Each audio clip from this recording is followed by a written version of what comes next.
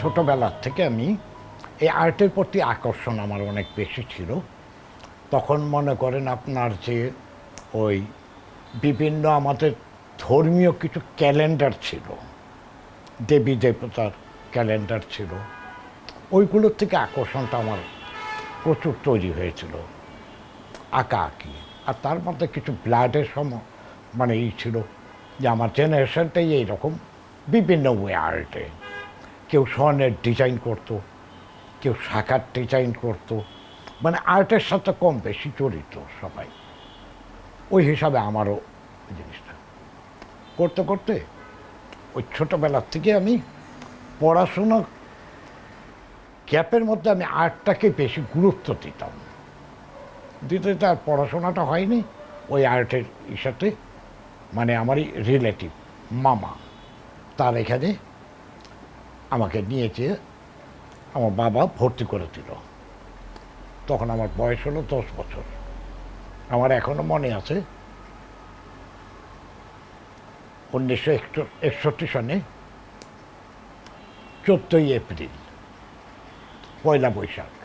ওই পয়লা বৈশাখের দিন আমার মামার এখানে আমাকে নিয়ে গেল, নিয়ে যেয়ে আমাকে ওইখানে দিল, পরিচয় টরিচয় দিল। দেওয়ার পর ওইখানে সে তখন একমাত্র আমাদের সিনেমার বিজ্ঞাপন যেটা, সিনেমার জন্য বিজ্ঞাপন যেটা, একমাত্র বিজ্ঞাপন উপাদানটা আগে মনে করেন একটা ছবি 2 মাস 3 মাস আগের থেকে বিজ্ঞাপন শুরু হতেছে, ওই উপাদানটা আমাদের এখানে ছিল না। টেলিভিশনও দেখানো হতো না বিজ্ঞাপনটা, রেডিওতে বলা হতো না। সিনেমা হলে দেয়ালে আঁকা হতো। মনে করেন ছবিটা রূপবান ছবিটা আসবে 2 মাস পরে, 1 মাস পর, 3 মাস পর, ওই সিনেমা হলের দেয়ালে দেখা গেছে ওই রূপবানের ছবি এঁকে রূপবান লেখা টাকা সব দিয়ে আসিতেছে, কত তারিখে আসিতেছে ওটা লেখা থাকতো। ওই দেখা গেল 1 মাস 1.5 মাস যাবৎ সিনেমা হলে ছবি দেখতে গেছে, বিভিন্ন ছবি চলতো, দেখতে যেত, ওই বিজ্ঞাপনটা হতো। ওই দিক দিয়ে আশেপাশের লোক আসা যাওয়া করতো। ছবিটা একমাত্র আগে বিজ্ঞাপন ওইটাই ছিল, আর ওইটাও উনি করতো। ওনার নাম ছিল পতুল রাম সুর, আমার ওই মামা। আর ওনার কোম্পানিটার নাম ছিল আর্ট হাউস। ওখানে আমার প্রথম এন্ট্রি। এর আগে আমি ওই যে আর্টের প্রতি আমার নেশা ছিল, ওই আর্টের নেশাটা পূরণ করেছে কিছুটা আমার বাবা। যেহেতু আমার বাবা আর্টিস্ট ছিল, প্রফেশন অন্য ছিল, কিন্তু আর্টটা ভালো জানতো আমার বাবা। তার থেকেই আমার ওই আঁকা আঁকিটা পুরো মোটামুটি পেন্সিল দিয়ে যেটা আঁকা, ওটা পরিপূর্ণ আমি তার থেকে শিখছি, আমার বাবার থেকে। পরে যখন আমার মামার এখানে গেলাম আমি আর্ট হাউসে, ওখানে যেয়ে তারপর ওইখানে শিখতে হবে কিছু আঁকা আঁকি। তখন আমি শিখলাম কি লেখার স্টাইল এগুলো। যেহেতু তার এখানে আর্ট হাউস, ওইখানে সাইনবোর্ড টাইনবোর্ডের কাজ হতো, হোর্ডিং সাইনবোর্ড এগুলোর কাজ হতো। ওইখানে লেটারিংটা ছিল মেন, লেখাটা শিখলাম ওগুলো। তারপর সাইনবোর্ডে আপনার যে ওই ছবি, অনেক সময় দেখা গেল তিব্বত সোনো, একটা সোনোর কৌটো আছে, একটা মেয়ের ছবি আছে, এগুলো হতো। ওইগুলো তার আমাকে করতে দিত না, আমাকে দেয়ালে কাজ করতে দিত। ওই যে সিনেমা হলের দেয়ালে ওস্তাদের সাথে যেতাম, যে কিভাবে কাজ করছে ওইগুলো দেখতাম। মাঝে মধ্যে বলতো চুলটার মধ্যে বাসের ভাড়া, ওটা দিয়ে উঠতাম। তখন তো ছোটো আমি, এই চুলটাতে কালো রং লাগা, ওই রংটা লাগাতাম। শার্টের এই জায়গাটাতে ব্লু রং লাগা, এইরকম। আস্তে আস্তে আস্তে আস্তে আমার ওই রং সম্বন্ধে পেইন্টিং সেন্সটা ওইখান থেকে আসা শুরু হলো। এর মধ্যে আমি বাসায় বসে বসে ওই জিনিসটাকে প্র্যাকটিস করতাম, এই রঙের প্র্যাকটিসটা বাসায় বসে। ওই দেখা গেল ওই রাস্তার থেকে টকিয়ে নিতাম রং, কাগজ, তুলি পেতাম না, ওই বাঁশকে চিকন চিকন করে করে ওই মাথাটাকে থেতলিয়ে কেচি দিয়ে কেটে তুলি বানাতাম। এগুলো করে করে তারপর ন্যাকড়া দিয়ে আঙুল দিয়ে এইভাবে করে করে করে করে আমি বাসায় প্র্যাকটিস করতাম, কিন্তু এটা কেউ দেখতো না, আমার ফ্যামিলি ছাড়া আর দেখতো না। আমার মাথায় থাকতো ওইখানে কাজ করতে করতে, যেহেতু ওই জায়গাটা ছিল, এখন যে স্টার সিনেমা আমাদের যে ছিল, স্টার সিনেমার moon cinema hall, moon cinema হলের এখানে ছিল তার এটা দোকান, আর স্টার সিনেমা হলটা ছিল অপোজিট, মানে পাশাপাশি দুটো হল। আমার ফলো আপটা ছিল উপরে সিনেমা হলে, ব্যানারগুলো অনেক বড়, আর দেয়ালটা ছিল 8 ফিট বাই 8 ফিট বা 10 ফিট বাই 10 ফিট, কিন্তু ব্যানারটা ছিল 20 ফিট বাই 10 ফিট বড়। আমার আস্তে আস্তে করে টার্গেটটা চলে গেল যে এগুলো হয় কীভাবে, এগুলো কোথায় হয়, এই নেশাটা ব্যানারের দিকে চলে আসলো। এর মধ্যে হয়েছে কি, ওইখানে থেকে আমি ওই পোস্টারে যে আঁকার যে পদ্ধতিটা, ওনারই এক ভাইরার ছেলে ছিল, সে পদ্মা প্রিন্টার্সে কাজ করত, ডিজাইনার ছিল। ওই মনে করেন ডিউটি করে এসে ওইখানে ওই দোকানেই তার একটা টেবিল ছিল, ওইখানে বসে ওয়াটার কালার, ট্রান্সপারেন্ট কালারে ওই তিব্বত সোনো, উমুক তামুক, তখন তো মনে করেন আপনার যে ম্যানুয়ালেই ছিল কাজটা, বিভিন্ন প্রোডাক্টের এইগুলো কিন্তু ডিজাইনগুলো ম্যানুয়ালে ছিল। এই পদ্ধতিটা সে জানতো, তার থেকে আমি ওইখানে শিখতাম। তার নাম ছিল জ্যোতির্ময় সুর, তার থেকে শিখলাম। কিন্তু টার্গেটটা ছিল আমার ব্যানার 65-এ, ওই হিন্দুস্তান পাকিস্তানের যুদ্ধ, মানে 65-এ 64-এ রায়ট হলো একটা দাঙ্গা। ওই দাঙ্গার পরপরই আস্তে আস্তে করে মানে ওইখান থেকে সরে আমার টার্গেটটা হয়ে গেল, কারণ দাঙ্গার টাইমে একটা গ্যাপ, 10 দিন 15 দিন 20 দিন 1 মাস চলাফেরা মুভমেন্ট নেই। তখন থেকে আমার এই ব্যানারের দিকে একটা টার্গেট ছিল যে আমি ব্যানারে ঢুকবো। করতে করতে ঠিক 65-এ যে যুদ্ধটা হলো হিন্দুস্তান পাকিস্তান, ওই যুদ্ধের 2-3 মাস আগে আমি মানে ওইটাকে ছেড়ে দিলাম, আর্ট হাউস ছেড়ে দিয়ে এখন ব্যানারে যাবো। তো ব্যানারে যাওয়ার জন্য আমার তো ওয়ে লাগবে, চিন্তা হবে আমাকে। এই আস্তে আস্তে করে একটা লিঙ্ক আপ ধরে ওইখানে আমাকে একজন নিয়ে গেল, তার নাম ছিল, আমাদের এলাকাতেই ছিল আমার সিনেমা, সে আবার ওই ব্যানারের সাথে জড়িত ছিল, ব্যানারে কিছু কাজ টাজ করতো সে। তার নাম ছিল সুভাষ চক্রবর্তী, তার পাবলিসিটি ফার্ম ছিল পরে, স্বাধীনতার পরে। উনি আমাকে নিয়ে গেল একটা ব্যানারের কারখানায়, যেটা হলো জুপিটার পাবলিসিটি, আমাদের বাসার সামনেই ছিল মানে ওইটা ব্যানারের কারখানাটা, কিন্তু আমরা চিনতাম না ওইটা। মানে পুরো ঢাকা তো গলি অনেকগুলো, দেখা গেছে আমরা এক মহল্লায় থাকি, ওইটা আরেক মহল্লায়, কিন্তু ওই দিকে আসা যাওয়া হতো না আমাদের। ওই জুপিটারে নিয়ে যে একজন সিনিয়র আর্টিস্ট ছিল, সে ভদ্রলোক আবার আমাদের দত্ত দাস, সুভাষ দত্তের অ্যাসিস্ট্যান্ট ছিল। ওই ভদ্রলোকের নাম ছিল ঝন্টু দা। উনি আর আমাদের ওই অটোবীর নিতুন কুণ্ডদা, দত্তদার থেকে ওনারা কাজ শিখত। তো নিতুনদার আবার একটা ছিল আর্ট কলেজে পড়াশোনাটা, সে আস্তে আস্তে করে এখান থেকে শিফট করে আর্ট কলেজের দিকে চলে গেল নিতুনদা, আর ঝন্টুদা রয়ে গেছে। আমাকে ওই ঝন্টুদার কাছে, মানে আমি যখন গেছি তখন নিতুনদাকে পাই নেই, আর দত্তদাকেও পাইনি, দত্তদাও চলে গেছে ওই সিনেমার দিকে এসে পড়েছে। দত্তদা কিন্তু অনেক বড় একজন আর্টিস্ট, সুভাষ দত্ত। ওই ঝন্টুদার কাছে নেওয়ার পর ঝন্টুদার সাথে পরিচয় টরিচয় হওয়ার পর ছোটো আমি, আমাকে জিজ্ঞেস করলো যে তুই এতটুকু ছোটো, তো তুই এত বড় বড় কাজ করবি কীভাবে? স্বাভাবিক, এটা একটা কিউরিওসিটি জাগে, পারবি তুই এই 2-3টা টুল দিয়ে, টুলের উপরে দাঁড়িয়ে করতে পারবি?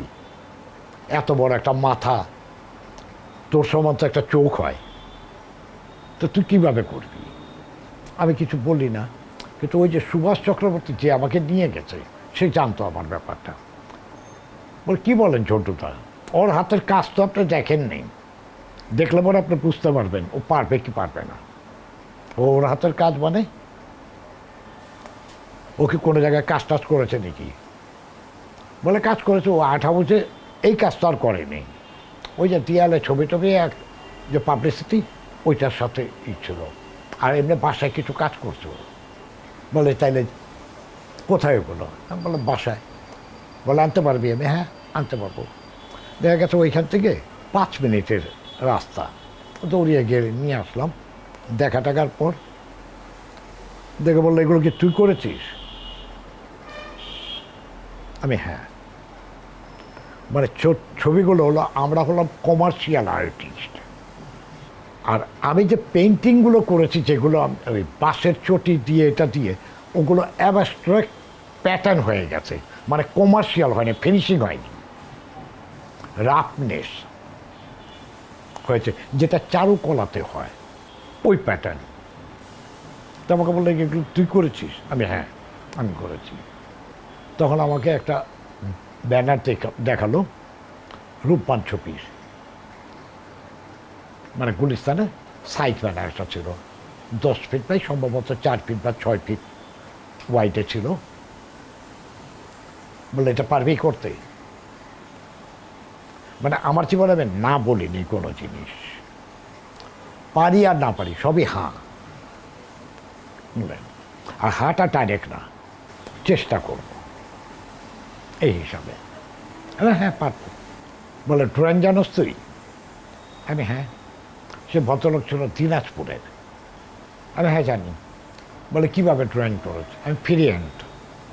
বল না এখানে কিন্তু ফ্রি হ্যান্ড চলবে না, এখানে কিন্তু গ্রাফ করতে হয়। তখন আমি বললাম গ্রাফ। তখন আরেকজন ছিল, তাকে বললো যে কাজ করো, ওরে গ্রাফটা বুঝিয়ে দাও, গ্রাফটা কীভাবে হয়। তখন আমাকে বুঝালো যে এইভাবে এইভাবে এইভাবে করে গ্রাফটা হয়। যেহেতু আমি ড্রয়িং জানি, গ্রাফটা আমার জন্য কোনো ব্যাপার না। আমি গ্রাফ কাটলাম ছবিটাতে, কাটার পর আমাকে বললো এটা করতে হবে, এত বড় হবে। তো মেজারমেন্ট আমার সেন্সে ছিল যে আমি ছোট জিনিসকে বড় কিভাবে করতে পারবো, মেজারমেন্টটা, আর বড় জিনিসকে কিভাবে ছোট করতে পারবো, মেজারমেন্টটা আমার নলেজে ছিল। আমি ওইভাবে গ্রাফটাকে এনলার্জ করে করে করলাম। সুজাতা একটা বাচ্চা কোলে নিয়ে আছে, রূপবান ছবি, স্কেচ করলাম। স্কেচটা করার পর দেখে খুব খুশি হলো যে তাহলে তো তুই অনেক কিছু শিখছিস তাইলে।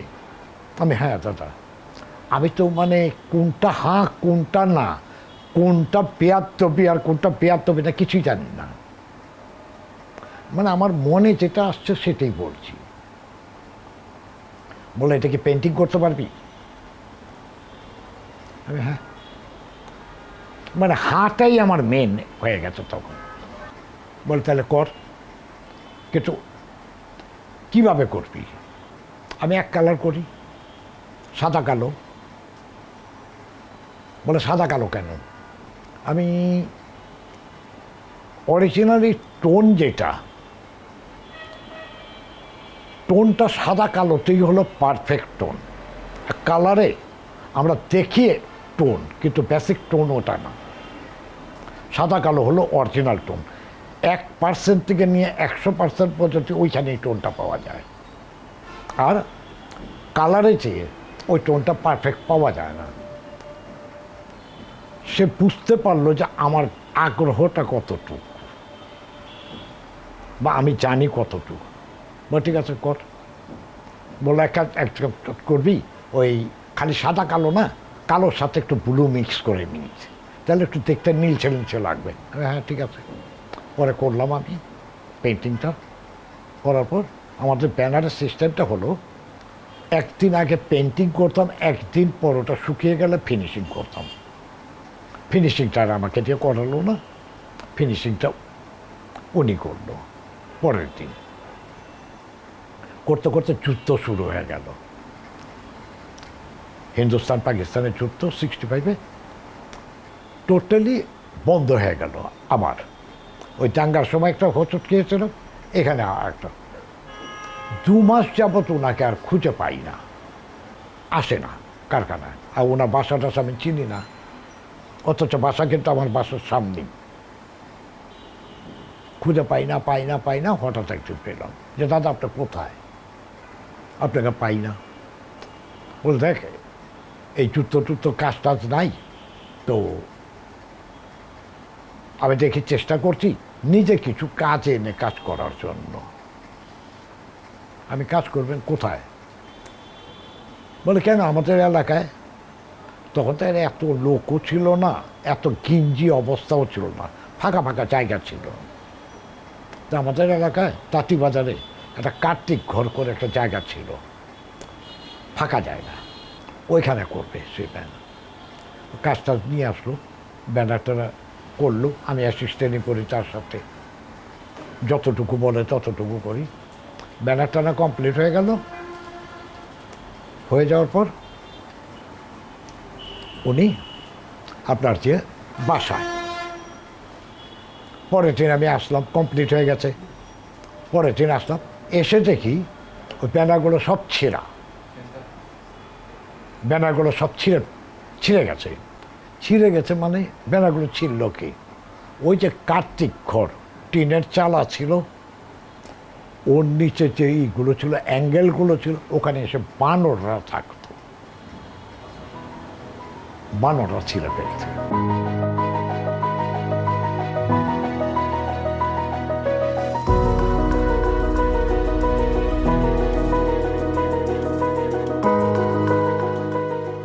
আমি তখন ব্যানারে কাজ করছি, ওই ব্যানারের কাজের সাথে তখন আমি পরিপূর্ণ ব্যানারে আর্টিস্ট না, মানে অ্যাসিস্ট্যান্ট হলো খুব উন্নত মানের অ্যাসিস্ট্যান্ট আমি তখন। কিন্তু আমার ছোট কাজগুলো খুব ভালো ছিল, যেহেতু আমি ছোট কাজগুলো শুরু থেকে করে আসছি। তো তখন ওই ছোট কাজগুলো আমার ওস্তাদরা আমাকে দিয়ে করাতো। তখন আমি কুনাই বিবির ছবি ছোট ছোট কিছু লবি কার্টুন বানাচ্ছিলাম ওই কারখানাতে, ব্যানারে কারখানাতেই।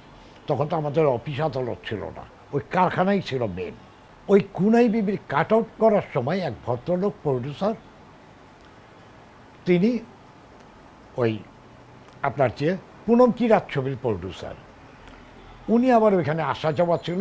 ওই ব্যানারের কারখানার সাথে একটা তার ফ্রেন্ডশিপের সম্পর্ক ছিল, কারণ হচ্ছে ব্যানার কারখানার যে মালিক ছিল তিনি আবার আমাদের বাংলাদেশ, ওই যে এটা হলো 65 সনে, তখন সাদা কালো ওই ল্যাব ছিল। ওই ভদ্রলোক আবার ওই কোম্পানির যে মালিক ছিল ব্যানারের, উনি আবার ওই ল্যাবের যে প্রধান ছিল ইউসুফ আলী খান খোকা, তারপরের র্যাঙ্কটাই ছিল ওনার। যেহেতু প্রিন্ট করতে হয় আমাদের, ওই প্রডিউসারদের সাথে কিন্তু ল্যাবের একটা ভালো সম্পর্ক, ডিরেক্টরের সাথে ভালো সম্পর্ক, ওনার সাথে ওই সম্পর্কটা ছিল। ওনার নাম ছিল আলম।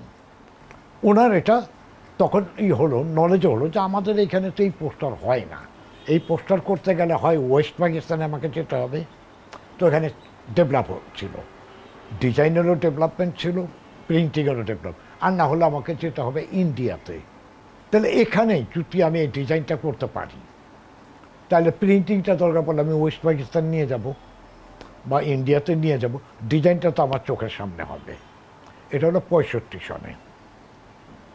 সে অফার করলো যে ডিজাইন, ততক্ষণে প্রিন্টিংটা যেহেতু আমাদের এখানে হতো না, লিথো আর্টিস্ট ছিল একজন, যে লিথো পোস্টারগুলো প্রিন্টিং করতো। তারও একটা ধারণা ছিল যে আমি অফসেটটা কবে করব, ওটা অফসেট পোস্টার মানে মাল্টি কালার পোস্টার যেটা, তারও একটা ভিতরে একটা ছিল যে আমি অফসেটটা কবে করব। তার সাথে একটা লিঙ্ক আপ ছিল ওই প্রডিউসারের সাথে, তাকে নিয়ে আসলো যে ডিজাইনও করবে, আপনি ছাপবেন। ঠিক আছে, সাইজ টাইজগুলো ওই ভদ্রলোক আমাকে, মানে সে সিনেমা পোস্টার যত ছিল আমাদের এখানে সেই করতো, মানে ইস্ট পাকিস্তান টাইমের থেকে। তার নাম ছিল এমদাদুল হক, তার একটা পাবলিসিটি ফার্ম ছিল ইম আর্ট পাবলিসিটি, ইম আর্ট পাবলিসিটি। উনি আমাকে মেজারমেন্টগুলো দিল যে এই মেজারমেন্টে করতে হবে ডিজাইন। করলাম আমি ডিজাইনটা, করার পর ওকে, তারপরে ছাপলো পোস্টারটা। ছাপার পর ওই পোস্টারটা পর্যন্তই কিন্তু অফসেট পোস্টার আর হয় না, ওইটাই শেষ। আমার মানসিক অবস্থা তখন, যখন আমাকে কাজটা দিল, তখন আমার মানসিক অবস্থা হলো যে আমার সম্ভবত একটা লাইন আমি ধরতে পারছি আগে পারার, মানে সিঁড়ির প্রথম ধাপটা হয়তো পার হচ্ছি এইরকম। আর আমার টার্গেট এখনও পর্যন্ত, এই যে আমার এত বয়স হয়ে গেছে, এখনও পর্যন্ত কিন্তু শেষ না।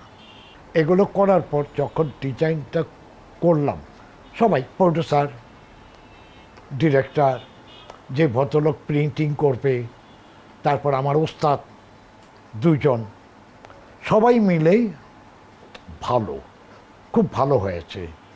কেউ ভালো বলছে, কেউ খুব ভালো বলছে, আবার কেউ এটা বুঝতে পেরেছে যে এই কাজের সাথে জড়িত, সে বুঝতে পেরেছে কতটুকু ভালো কতটুকু ভালো হয়নি, সে ওটা ডিটেলস বলছে।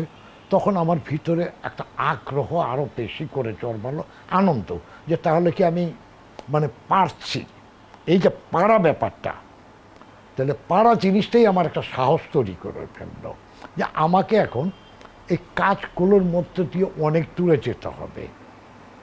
করতে করতে ব্যানারে, যেহেতু পোস্টারটা আমি যখন করতে চাই, পোস্টারটা যখন আমি করতে চাই, এটাকে যখন করি, ছবির নাম হলো পুনম কি রাত, বাংলাতে লিখতে হবে, উর্দু তো আমি জানি না, উর্দুটা ওই ওস্তাদরা নন বেঙ্গলি ছিল, ওনারা লিখতে পারতো।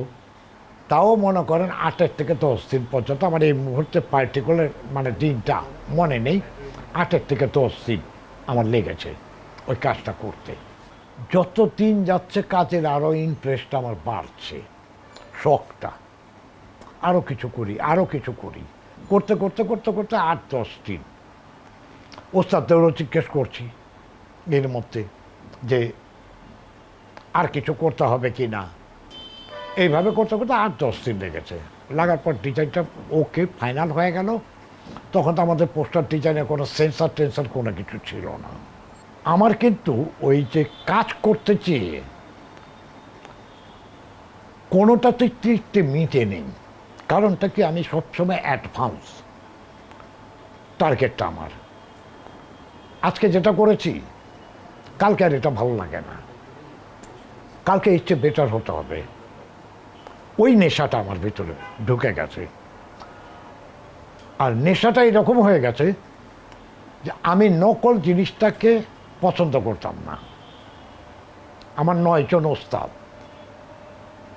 আমি কাজ শিখেছি 9 জনের থেকে। কারণ একটা, যে আমার ওস্তাদকে আমি কপি করব না, আমি আমার একটা টাইপ আনবো, ওই 9 জনকে ভেঙে একটা টাইপ আনবো, মানে নকলটা আমি করব না। এটা আমার মাইন্ডসেট হয়ে গেল।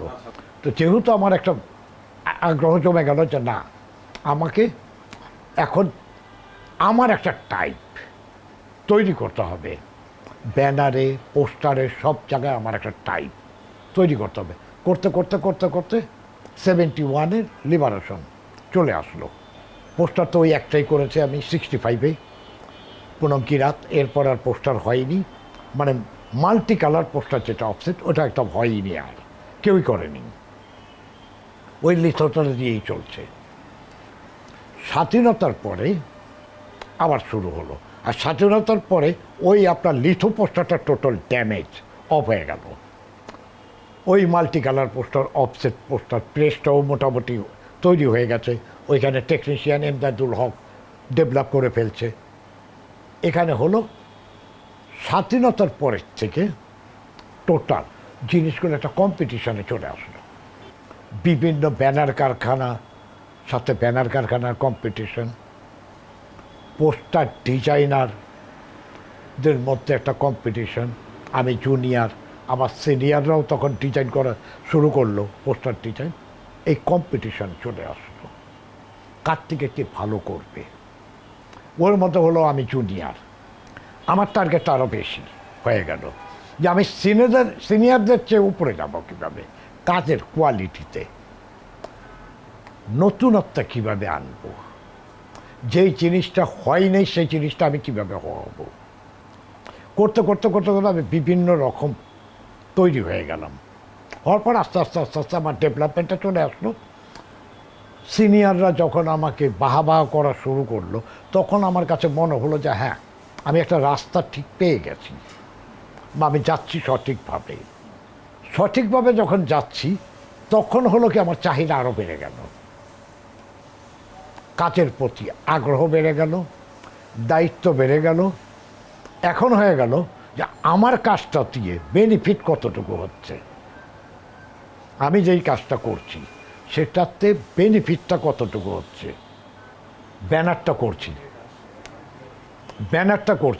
ব্যানারটা দেখে কি সিনেমা হলে লোক ঢুকছে কি না, আমি পোস্টারটা করছি, পোস্টারটা কি দর্শককে আকর্ষণ করতে পারছে কি না, এগুলো আমার ভিতরে আলাদাভাবে একটা তৈরি হলো।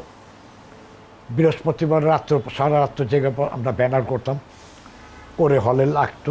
শুক্রবার দিন ওই বাসায় যে না ঘুমিয়ে গোসল টোসল করে সিনেমা হলের সামনে এসে দাঁড়াতাম, দর্শক ব্যানারটা দেখে কি বলছে, ঢুকছে কিনা হলে, গালি দিচ্ছে ব্যানারটাকে দেখে, এই যত সুন্দর ছবিটা দেখাইছে, এখানে দেখাইছে নায়িকার এত সুন্দর লাগেনি, আমার জন্য প্লাস পয়েন্ট। এগুলো কিন্তু আমাকে আগে বাড়াচ্ছে।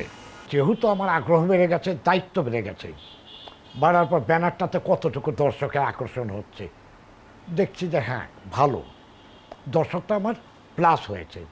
এখন পোস্টারের প্রতি দায়িত্ব হলো যে পোস্টারটার সামনে দর্শক দাঁড়িয়ে দেখে কি না, পোস্টারটার সামনে দর্শক দাঁড়িয়ে দেখে কি না, এই আগ্রহটা। পোস্টারটা দর্শক কীভাবে দাঁড়াবে, পোস্টারটা ভালো হলেই দর্শক দাঁড়াবে, এই দায়িত্বগুলো নিয়ে আমি আস্তে আস্তে করে করতে মনে করেন সিনিয়রদের পিছিয়ে দিয়ে আমি আগে বাড়া শুরু করলাম। এটা কিন্তু আমি না, এটা আমাকে দর্শকরা করলো। আর যাদের কাজ করছি, প্রডিউসার, ডিরেক্টর, যাদের কাজ করছি, ওরা আমাকে আগিয়ে নিয়ে গেল আমার কাজের বিনিময়ে। আর দর্শকরা পোস্টারটা থেকে বেশি ঢুকছে হলে, এর মানে আকর্ষণটা হয়ে গেল যে একে দিয়ে পোস্টারটা করার পরে আমার দর্শক বাড়বে, এই আস্তে আস্তে আমার প্রতি আকর্ষণ। তখনও কিন্তু বিকেটই নাই। এর মধ্যে মনে করেন আমি ওই কাজের যখন আমার এটা চলে আসলো, এখন হয়ে গেল আমার মাথায় যে একই নায়ক রাজাক, এই ছবিটা দিয়েই পোস্টার হচ্ছে, ওই চেহারাটাই তো ম্যাক্সিমাম ছবিতে ঘুরে ফিরে আসছে, বা আজিম সাহেব বা সোহেল রানা, এইগুলোকে ডিফার কীভাবে করা যায়। রাজ্জাক সাহেব, ঠিক আছে, নায়ক রাজ্জাক এই ছবিটা আছে, কিন্তু আগের পোস্টারটার সাথে এটা মিলবে না, নায়ক রাজ্জাকের চেহারাটা। এতে কি করা যায়, এগুলো সব আমার ওই ক্রিয়েশনগুলো দিয়ে একটু ডিফার করা শুরু করলাম। আগের ছবিটাতে রাজ্জাকের চেহারা একরকম, এই ছবিটাতে রাজ্জাকের চেহারা আরেক রকম। রাজ্জাক কিন্তু দেখতে লাগে আরেক রকম, দর্শকের কাছে আকর্ষণ বাড়ানো এই করতে মনে করেন আমার এই জিনিসটাই একটা হয়ে গেল, হ্যাবিটে চলে আসলো যে কি করা যায়। এই ডেভেলপমেন্টটা নর্মাল জিনিসটা আর আমার মাথার থেকে সরিয়ে ফেললাম আমি। নর্মাল খালি না, খালি নায়িকাগুলোকে সুন্দরভাবে নর্মাল রাখলাম।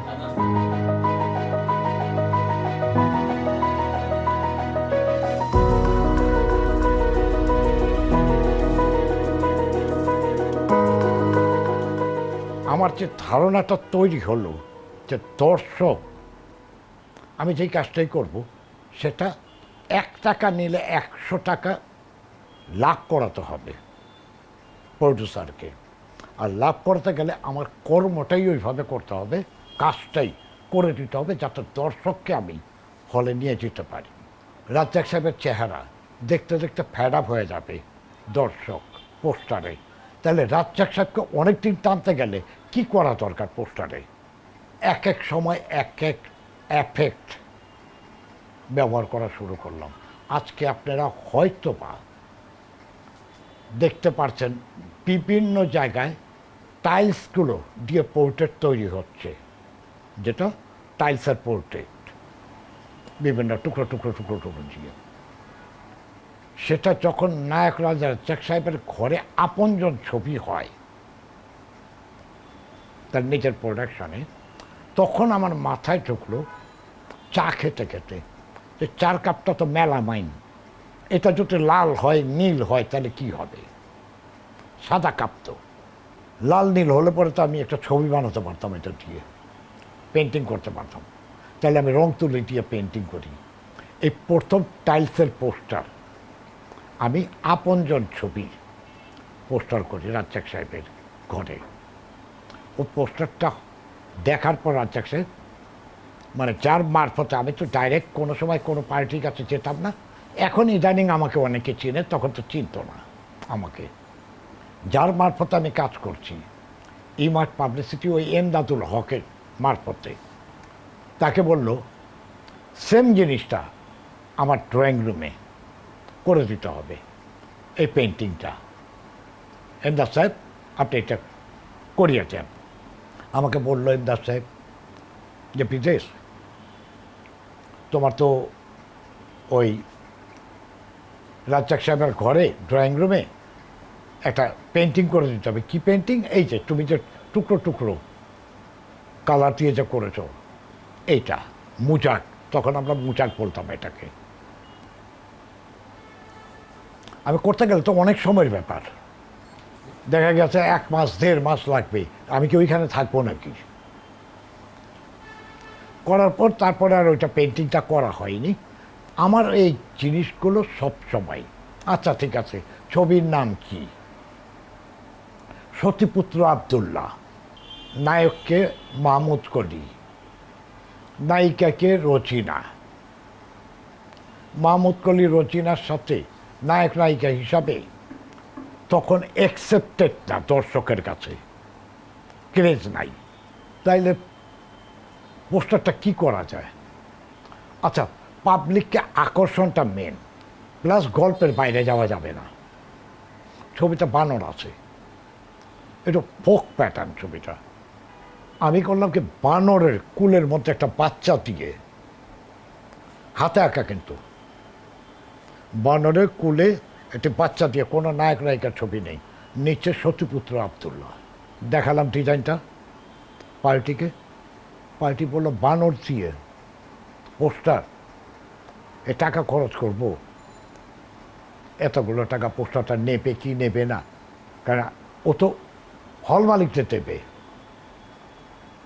তখন বললাম যে আপনার ডিজাইনটা কয়দিন অফিসে রাখেন, রাখলে পরে আপনার অফিসে যারা আসবে ছবিটা নেওয়ার জন্য, ওরা দেখে কি বলে।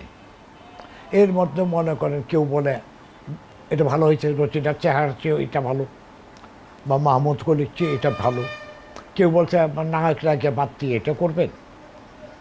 বিভিন্ন রকমের বিভিন্ন মত, তার একটা ডিসিশন হয়ে গেল, তাইলে আমি এই পোস্টারটা করতে পারি। তখন আমাকে বললো যে এই পোস্টারটা করেন, অল্প করেন, বেশি করে লাভ নেই, যদি পড়ে থাকে অল্প করে দিলাম। সম্ভবত 1,000 পোস্টার ছেপেছিলাম তাকে, লুটপাট শুরু হয়ে গেল পোস্টার। এত ক্রেজ, হলে নিয়ে লাগাচ্ছে, মানুষ ভিড় করছে। আমার হলো ভিড় করা, আমি 15 জন লোককে একটা পোস্টারের সামনে ভিড় করব, ওইখান থেকে 7 জন লোক হলে ঢুকবে, এটা হলো আমার মেন টার্গেট। নাম বলতে গেলে পরে আমার, মানে এত পোস্টার করেছি, খেয়াল করেন, এত পোস্টার করেছি, মানে আজকে যে পোস্টারটা করেছি কালকের পোস্টারটা আরও বেটার করেছি। এটা বেটার হয়েছে কি না হয়েছে এটা দর্শকের উপরে নির্ভর করছে, আমি বলতে পারবো না। আমার কাজটা হয়েছে, আমার কাছে কোনোটাই ভালো লাগেনি, আরও ভালো করার আশা আমার। মনে করেন প্রথম দেশ স্বাধীন হওয়ার পর প্রথম commercial poster, multi colour commercial poster বলতে বাণিজ্যিক পোস্টার যেটা, ওটা হলো ডাকু মনসুর। স্বাধীনতার পরে ওই ডাকু মনসুর পোস্টারটা দিয়েই বাণিজ্যিক পোস্টার শুরু হলো, ওইটা আমার হাতে করা। ওই পোস্টারটার নিচনে লেখা ছিল কোম্পানির নাম ইমার্ট পাবলিসিটি। তখন বিদেশ বলে পরিচিতি ছিল, কিন্তু বিকেটি বলে করেই ছিল না। এই করে করে আমি নামে বেনামে এত পোস্টার করেছি, মানে আমার বিকেটি তো পরে করেছি, এর আগে বিভিন্ন লোক পোস্টার এনে, যাতে পাবলিসিটি ফার্ম ছিল আমাকে দিয়ে করাতো, কারোরটার মধ্যে বিকেটি শব্দটাকে লাগাতাম, বিকেটি ঝন্টু আর্ট, বিকেটি মায়া আর্ট, বিকেটি রূপায়ণ, এইরকম উল্লেখযোগ্য ছবি বলতে গেলে পরে যতগুলো ছবি ফ্লপ পড়েন আর হিট পড়েন, আমি ফ্লপ হিট বলে কোনো সাবজেক্ট আমার কাছে নেই। সবগুলো ছবির মধ্যে আপনি 70% পোস্টার, যেটা স্বাধীনতার পরের থেকে এই পর্যন্ত 70% পোস্টারই আমার হাতে, নামে বেনামে। খালি পোস্টার করতাম না, এই বিজ্ঞাপনটাকে ডেভেলপ করার জন্য, সিনেমাটা চলানোর জন্য, দর্শক আকর্ষণ করার জন্য আমি পুরানো যে ধাঁচ যেগুলো ছিল প্রচারের, এগুলোকে সব ভেঙে দিয়েছি। ভেঙে দিয়ে যেহেতু আমার টার্গেটটা ছিল সামনের দিকে, করতে করতে 16 সিটার, এই 1 সিটার পোস্টার 16টা জোড়া লাগানোর পর একটা পোস্টার, এটাকে আবিষ্কার করেছি আমি। 1 সিটার থেকে 2 seater, 3 seater, 4 seater, 8 seater, 12 seater, 16 seater, এগুলোকে এনেছি। আর কি কি করা যায়, সিনেমা হলের ভিতরে লবি কাটআউট করতে হবে, মানে বিজ্ঞাপনের বিভিন্ন মাধ্যম আমি তৈরি করেছি। এক সময় ছিল, মনে করেন সিনেমাটা একমাত্র বিনোদন ব্যবস্থা যেহেতু ছিল, এটার উপরে সবারই একটা টার্গেট ছিল যে এখানে নামও কামাবো, পয়সাও কামাবো, সবারই একটা টার্গেট ছিল। আস্তে আস্তে করে 90 দশকের শেষের দিকে এসে এই সিনেমা সাইটটাতে কিছু অবাস্তব, যারা সিনেমার সাথে জড়িত না, এই ধরনের কিছু লোক এসে সিনেমাটাকে ডিস্ট্রয় করে দেয়। এটা একটা পলিটিক্যাল গ্রাউন্ড তৈরি হয়েছে, আর এই গ্রাউন্ডটার পার্টের মধ্যে আমিও আছি, যে আমিও ডিস্ট্রয়। যেরকম মনে করেন আমাদের এখানে মুসলিম শাড়ি তৈরি হতো, এটা পৃথিবীর কোনো জায়গায় হতো না, এখানেই হতো। এখন এটাকে ড্যামেজ করার জন্য ওদের হাত কেটে দেওয়া হয়েছে, খেয়াল করেন। আর এই বিজ্ঞাপনটা, ছবির বিজনেসটাকে, প্রচারটাকে ধ্বংস করাতে আমার মেমোরিকে ড্যামেজ করে দেওয়া হয়েছে। আমি এতটুকু উদাহরণ দিতে পারি যে আমার মেমোরিও ড্যামেজ করে দেওয়ার চেষ্টা হয়েছে বা করে দিয়েছে।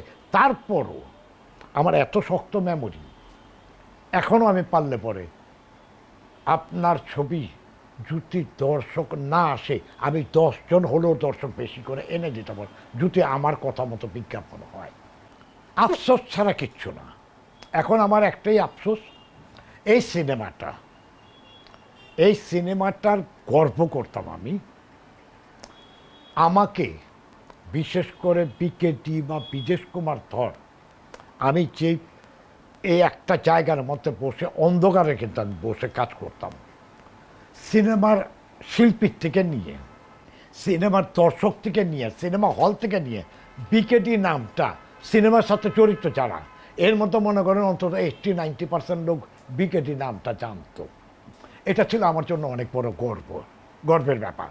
আর এখন হয়েছে কি, কে ছবি বানাচ্ছে ওইটা দর্শক জানে না, সিনেমা হল জানে না, কে পোস্টার করছে এটা জানে না, দর্শক তো একদমই ইনভলভই নেই এগুলোর মধ্যে। কারণ হচ্ছে টোটালি যে মাইনাসে চলে আসছে, আর মাইনাস হওয়ার কারণও আছে। নোংরা ছবি যখন চলে আসছে আমাদের চলচ্চিত্র, স্বর্ণযুগ তখন শেষ। ওই মেধাগুলো কিন্তু পরবর্তী ছিল, কিন্তু এরা পারেনি নোংরা ছবির জন্য। অবাস্তব কিছু জিনিস এসে গেছে, যেটার সাথে ওই স্বর্ণযুগটা ওইখানে স্টপ করে দেওয়া হয়েছে। এখন আবার কিছুটা ঘুরে দাঁড়ানোর চেষ্টা করছে, কিন্তু দর্শক আর আসছে না। এখন যেই অবস্থানটা আছে, কিছু শিক্ষিত ছেলে পেলে মিলিয়ে টেকনোলজি ভালো ব্যবহার করে বানাচ্ছে, কিন্তু দর্শক আর বিশ্বাস করতে পারছে না। ওই দর্শকগুলো ভেঙে গেছে। একটা ফ্যামিলির থেকে 4 জন যেত এক ছবি দেখতে স্বর্ণযুগে, এখন দেখা গেছে খুব ভালো ছবি হলে একটা ফ্যামিলির থেকে 1 জন যায়, 3 জন মাইনাস হয়ে গেছে। আমি সিনেমা খুব বেশি একটা দেখতাম না, সিনেমাকে পছন্দ করতাম বলে আমার জীবনের যা আর্নিং করেছি আমি প্রচার জগৎ থেকে, এই টাকার সাথে আমি আরও বাইরের থেকে লোন করে এনে আমি নিজেও ছবি প্রডিউস করেছি। প্রডিউস করে আমি কিন্তু লাভবান হইনি, লস করেছি। কিন্তু ওই যে বাট আমার মাথায় একটা ছিল, আমি নকল করব না। নকল না করতে চেয়ে আমি মৌলিক কিছু করব, আমি যেই লোকটাকে দিয়ে ছবি বানাবো সে মৌলিক করতে পারে কি না, এই ধরনের লোক দিয়ে ছবি বানিয়েছি। এর মধ্যে দেখা গেছে যে সাকসেস হয়েছে একটা, 3টা আনসাকসেস। আমি চেয়েছি মৌলিক, ওই ভদ্রলোক তো নকল।